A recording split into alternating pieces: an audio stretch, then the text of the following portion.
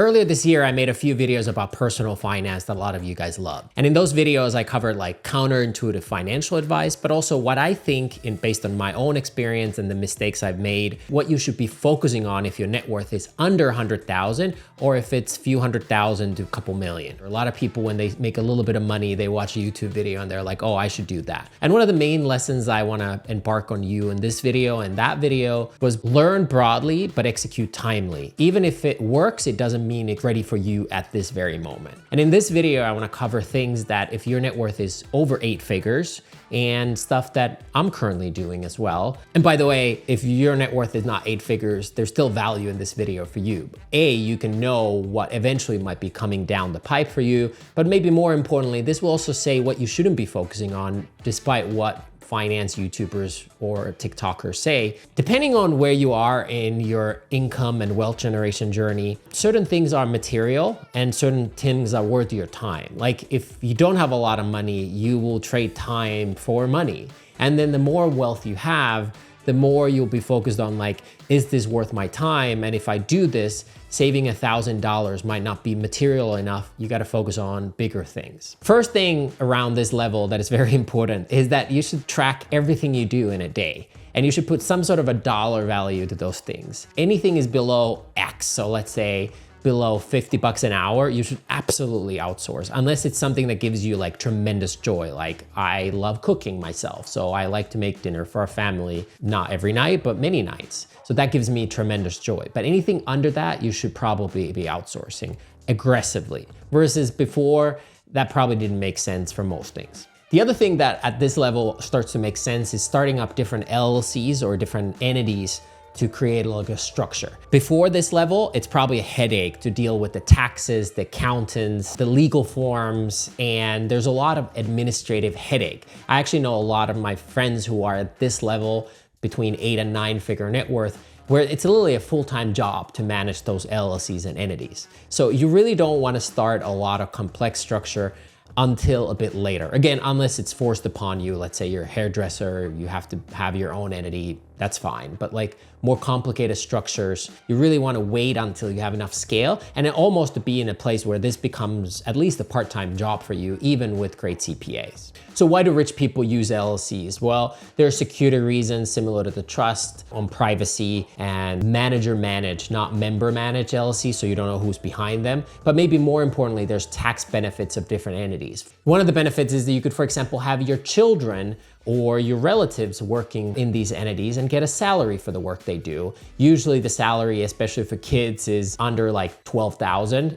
There's certain state limitations, but federally you want to be kind of under the limit where you have to file taxes. You also, if you do it through a management company, it's less headaches for you as well. And then you can have different entities, for example, real estate. This will also protect each real estate investment. If somebody sues you, you're not going to be liable broadly because now you have a lot of wealth that you would be liable for. But at the same time, you can have different expenses. So each entity can have expenses to run that business. Let's say you have a short-term rental, you can put a lot of expenses into that if you wouldn't have an LLC, you couldn't. They would be paid post-taxes, now they're paying pre-taxes. Also, maybe your wife or your mom or dad could help manage that, and then they get a salary for managing that real estate business. In general, I'd say most people shouldn't invest in real estate unless they're a real estate professional. Now, if you're a real estate agent, probably your deal flow is amazing, you don't pay real estate fees like a mere mortal, then maybe it makes sense to invest in real estate super early. Or 2, you have enough wealth to create this structure and really benefit. You don't want 50% of your portfolio probably being real estate unless you're a real estate professional. You probably want it to be somewhere in the 10 to 30% range. For that reason, you probably want to have an 8-figure net worth or higher. By the way, there's a lot of cool stuff once you have these entities that you can do. For example, you can put your family members into the board of these entities, and then you could have your annual general meeting or a board meeting just before, just after Christmas or Thanksgiving. And once you guys fly to whatever location, you can expense the travel costs for that because it is a work trip to gather the family and the board members together once a year. I highly recommend staying above water and not doing anything shady, but the tax code is from the IRS or any other country is like kind of an incentive structure. It's what the government wants you to do. So they're incentivizing with tax benefit things that are in their best interest too. Let's say they want people to buy real estate. They want people to start businesses. They definitely want people to employ other people. So if you're an entrepreneur who can employ people, that's always a great and thumbs up. So they're incentivizing that behavior for you and you can take advantage of that. The other thing that I think once you have an 8-figure net worth that starts to become exciting for many people is gifting and charitable donations. Now, you could probably be generous even if you're broke and give a little money here and there. But from a like tax and IRS point of view, at this point, it starts to consider things like donor advice funds. Foundation used to be a hot thing back in the day where wealthy people would set up foundations. But honestly, like just like marketers mess up everything in business, similarly with IRS and taxes, the rich often mess up stuff. So foundations are quite complicated and maybe not as helpful today. So a lot of people are using things like donor advice funds, and there's a bunch of benefits between those two. For example, you don't have to make the donation that year versus foundation has to consistently be doing certain charitable actions. What wealthy people past 8 figures do is they're charitable and they give to causes that they care about. This helps lower their tax burden, but also they probably have the time and resources to be helpful to the society in these charitable ways. They also start gifting to their family members. There's a bunch of stuff like, let's say, qualified small business stock that you can have with certain criteria. You can get 10 million of selling shares tax-free or 10 times your cost basis. Let's say if you make a lot of money by selling a company, then people start gifting shares to their kids or their wife or their relatives. And each one of those people with their own social security number, they can get 10 million too, again, as long as you qualify. So you can stack these benefits within your family. And now suddenly instead of 10 million federally tax-free, now you're 30, 40, 50 million federally tax-free. So these strategies of gifting become a bigger priority. They're probably not as relevant before, but like in general, to use them like in a sophisticated way doesn't make sense until we're worth many, many millions, if not over 10 million.